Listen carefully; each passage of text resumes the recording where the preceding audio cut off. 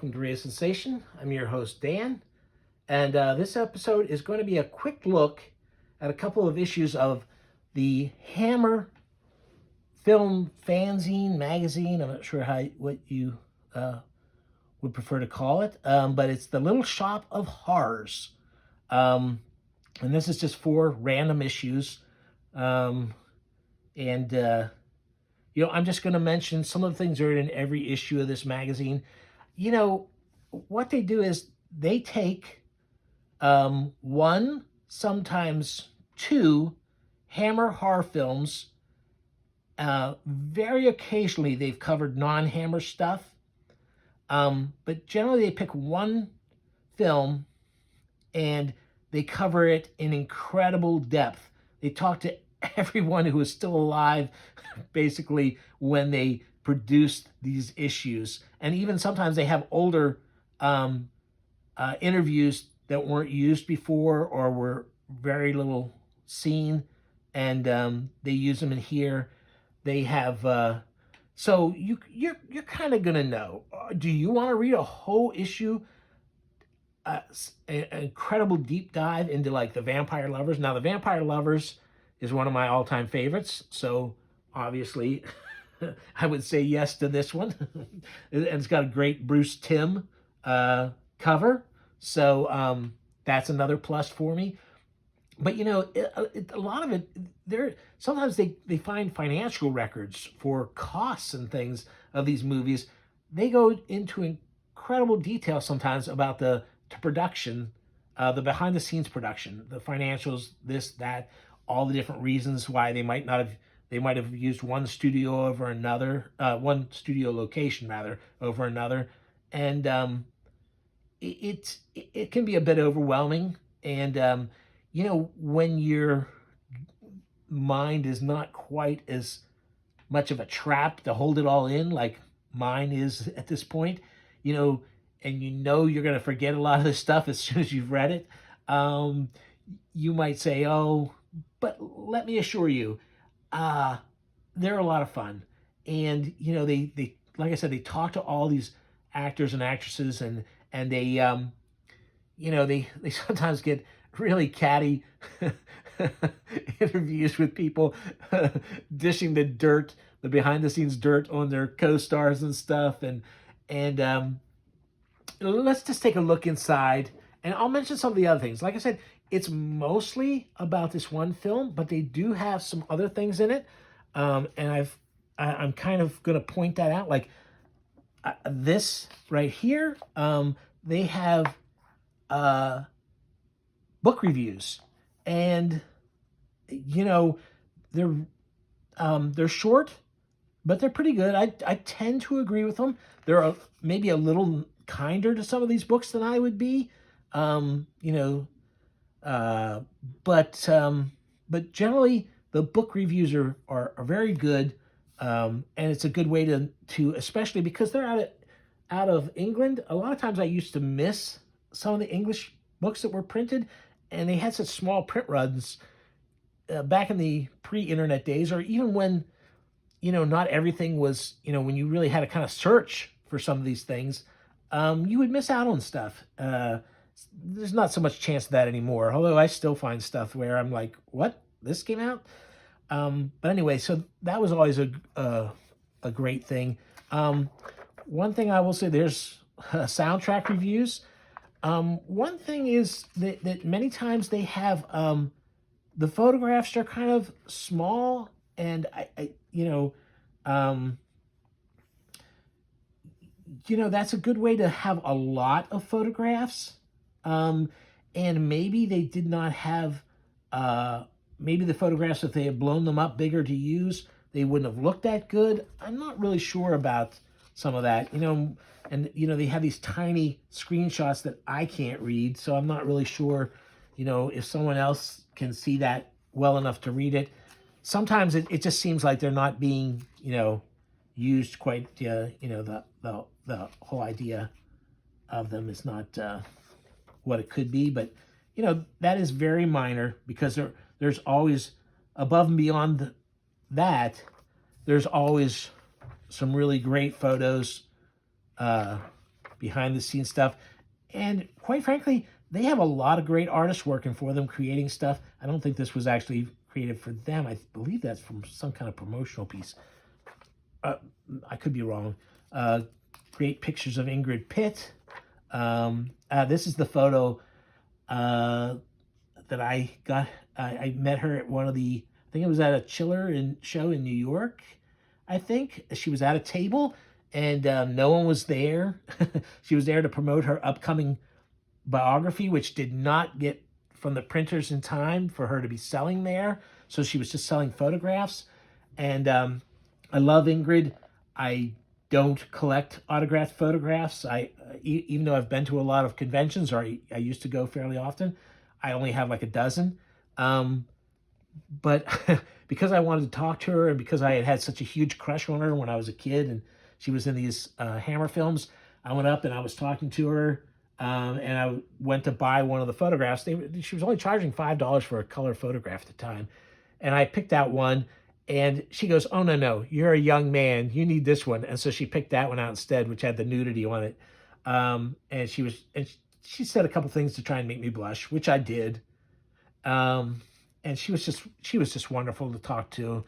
And she talked a little bit about what was going to be in the biography and how she wished it had gotten done in time for the show. And so there's that.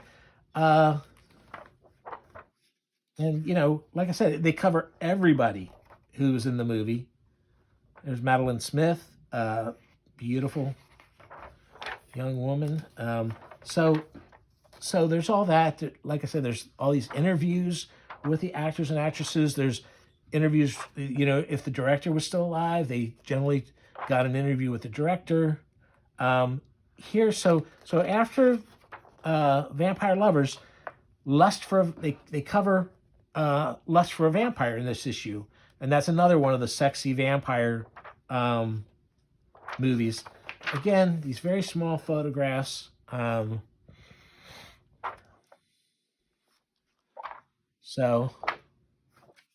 some nice little color photos. That's that one.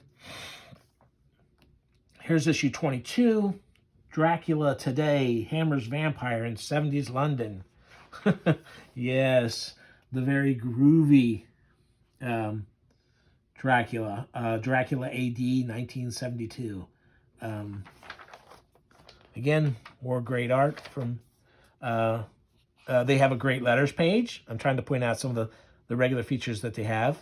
And I was going to highlight, this had an especially nice little group of fanzines. They also reviewed other people's fanzines, and there's some more book reviews. There's a book review for Ray Harryhausen, Masters of the Magics.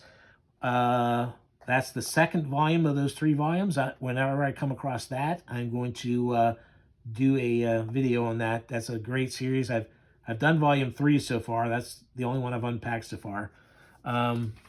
So some really good book reviews in there. And then again, these little tiny pictures that I'm not crazy about, but what the heck. More artwork, some good photos.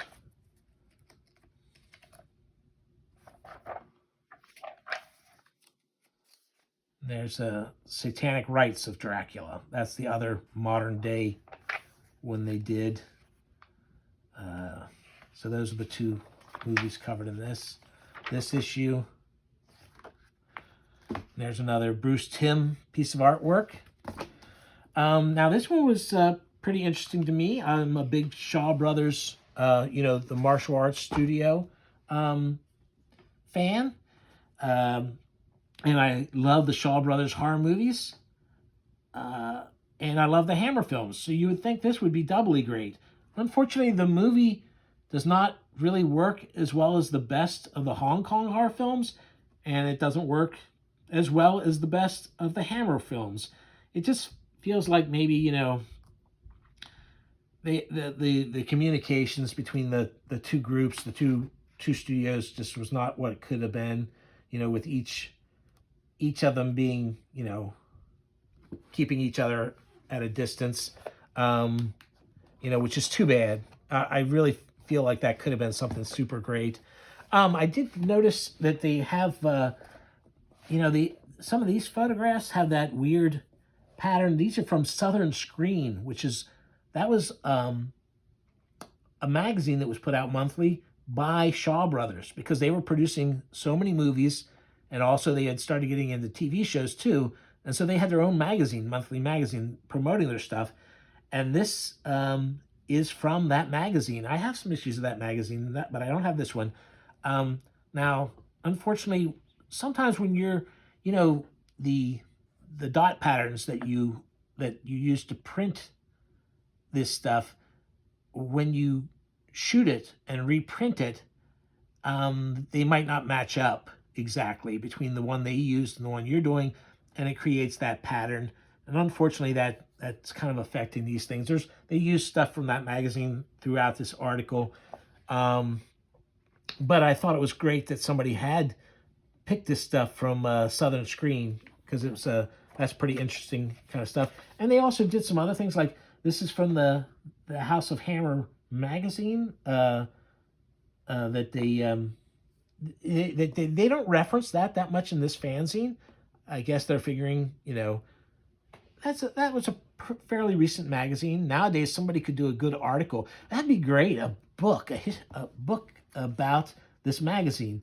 They used to do little comic adaptations, very short comic adaptations of the movies in here. And so they print a couple pages from that. And this is the issue that had that in. So I thought that was interesting. I don't have that issue. I do have some issues of the House of Hammer. It's an interesting magazine. Some of the stuff is kind of, some of the comics are just not the artists, and just it definitely feels work a day for them. And here's some of the there were the ritual at the end was, rumor is that it was shot two ways, one with the Asian actresses topless for some territories and one with their tops covered for other territories. And it seems to be the case. There's some photographs here, and that was not unusual. Like I say, I like the Shaw Brothers films. I like the martial arts in them. It's not realistic fighting at all. It's totally theatrical, but I really enjoy it. And, I like their horror movies. They did a couple of really good horror movies too. But just the mixture here didn't really work. But it was great to read this. It was nice. I thought this was a good issue. And then this issue, I'm, of course, a total stop-motion animation fool. So an issue with When Dinosaurs Ruled the Earth. Fantastic. Great idea. What did I highlight here? Just letters and stuff, and just pointing out the all the usual stuff that they've gotten here. Hopefully that's not in the shot there. A little drawing of an issue had come out with Quatermass in the Pit, and Steve Bissette had drawn one of the little grasshopper Martians and sent them a fan letter with it on. More reviews of stuff.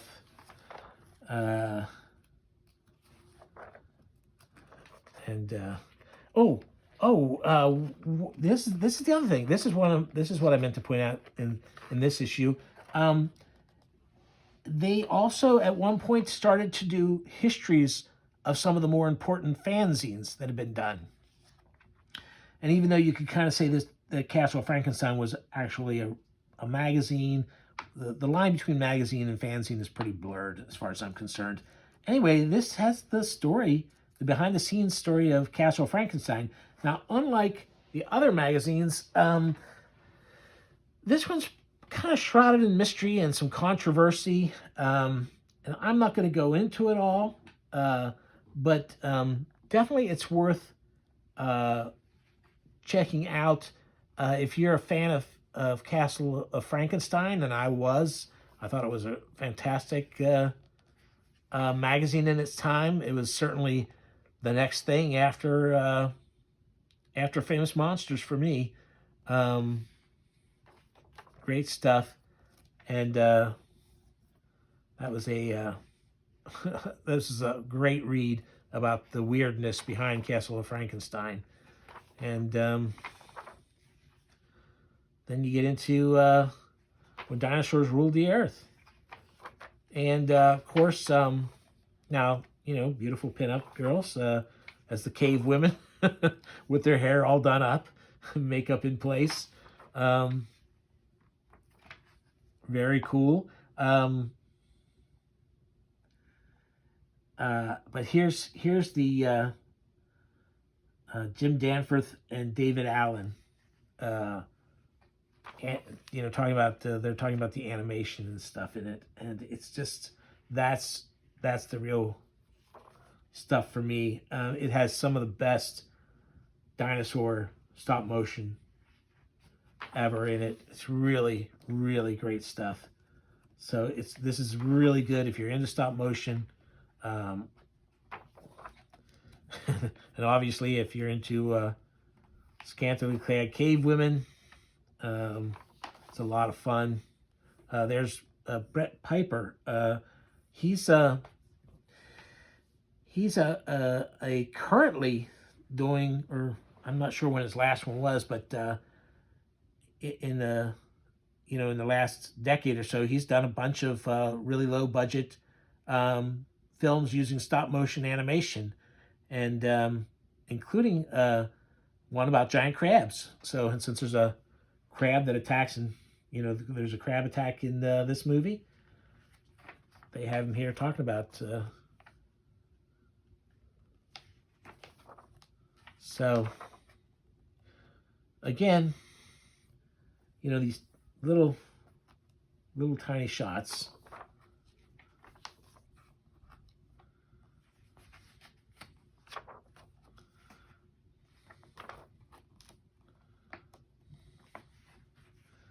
Interview with the actress who starred in it.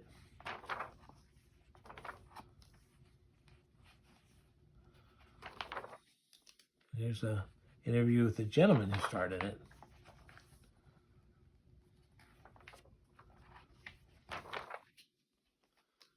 So anyway, yeah, that's oh, and here's a little bit about Zeppelin versus Pterodactyls, a film that is kind of famous as a film that Danforth and Allen